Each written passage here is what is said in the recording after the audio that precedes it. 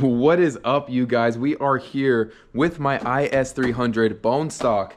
And for everybody that loves these cars, they know they have one, if not two, big problems. One being the NA engine does not make a lot of power, okay? This NA engine is just not enough, so they do need a little bit of a boost or swap. And then the second thing is they always come automatic, so that automatic transmission that's in there, we got to get that out of there as well. But I'm going to tell you right now in this video why you should not pay for a 1JZ engine for your IS300, and I'm going to tell you what you should do instead. So if you guys want to see how you can save some money, stay tuned. I was raised on the G, I'ma make sure down on me, yeah, down on me.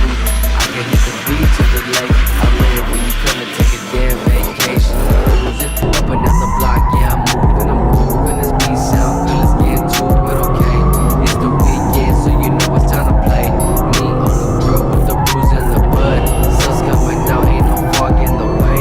All of my homies right here. This right here, you guys, this right here is the reason that you should not pay for a 1JZ engine in 2025, because what you're getting is a 25-year-old engine and you have no idea of the condition. You're paying thousands of dollars for those 1JZ engines from those JDM importers. Now what you're looking at here, I paid $300 for. Yes, $300, not $3,000. For a 2JZ engine that's gonna pop right into my IS300, and I'm gonna show you why I'm gonna choose something like this over doing a 1JZ swap. First things first, we gotta get this thing on the stand. We gotta remove this flex plate here, get this thing on the stand. That way we can start to get some of these things removed that we are not gonna need. All right, so the first thing you have to do is just take off these flex plate bolts, and hopefully this Milwaukee has enough juice in it.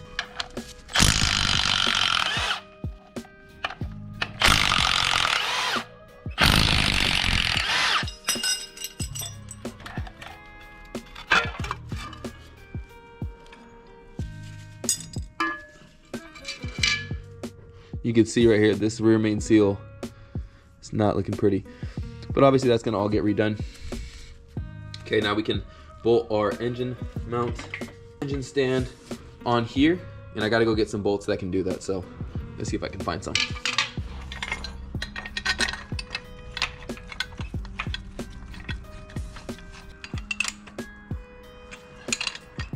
So we've got our engine on the stand, and this is exactly how we've got it for 300 bucks.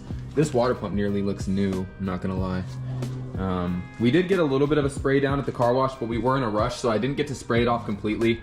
But all in all, it looks pretty clean.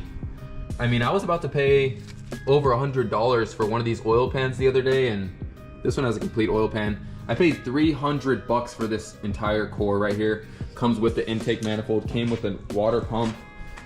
No crank pulley, unfortunately, but that'll probably get upgraded anyways. So we're gonna start first things first. I want to take off this whole intake manifold, take off this harness, kind of get this stripped down to the bare long block, take this cover off, and all the trash hoses, coil packs, all that stuff, all these old gaskets, these are going in the trash. So I'm gonna show you guys how it looks once we get it cleaned up and to that point.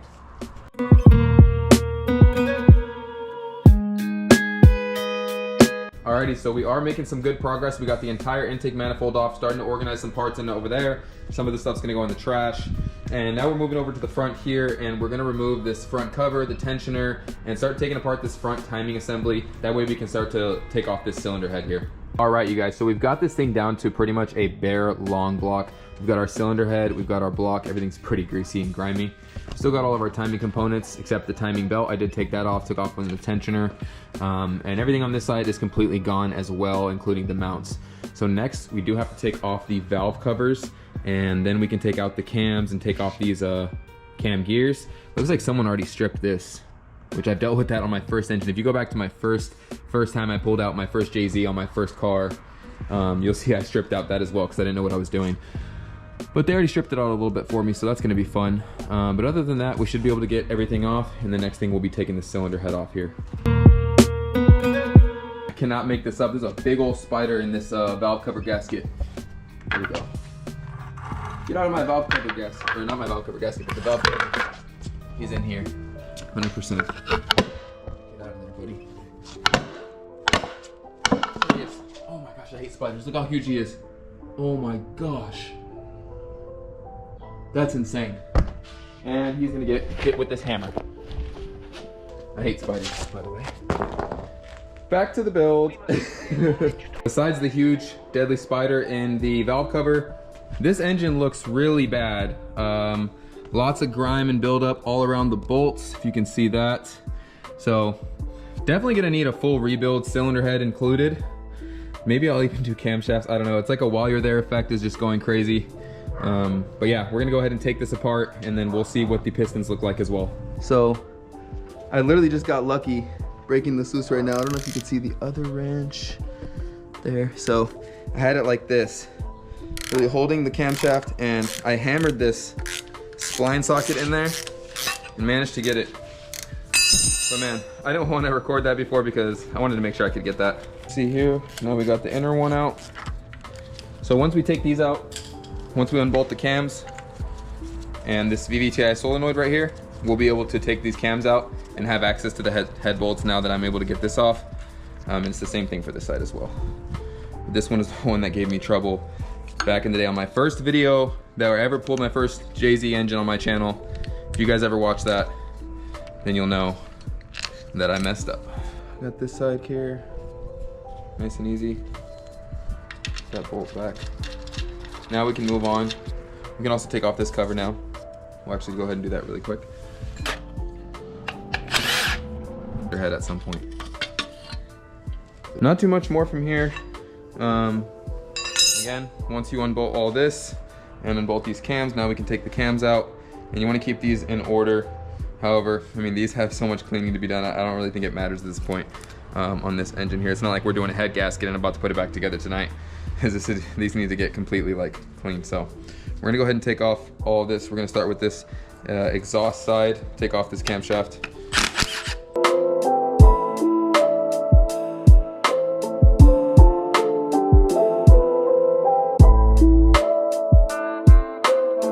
All right, we got the camshafts out, and from what I can see, look on every head bolt. I don't know if you guys can see this. Hold on, let me get closer. Okay, so on every head bolt right there, you can see there's a big old buildup of grime. Look at that, it's insane.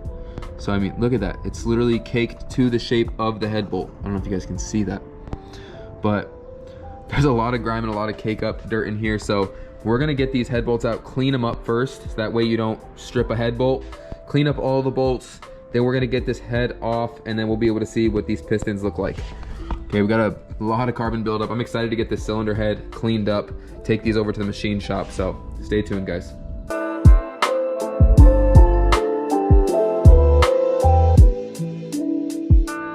All right, so this is literally how it looks inside the pistons. Looks really bad. There's a lot of, I guess this is carbon deposits. Don't really know, but it's looking pretty rough. Cylinder walls don't look too bad though. But we'll see what happens once we get these pistons out. I gotta flip this thing over and take the oil pan off, but I had to double check that there's no oil in it. I'm pretty sure there's probably not though. So let's go ahead and do that.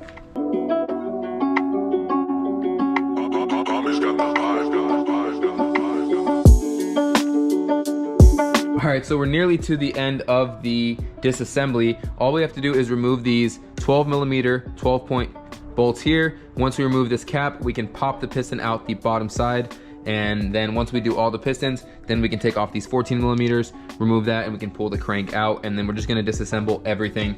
So nothing much special here, it's just removing everything, and then we're gonna get it all stripped down. We'll take a look at it.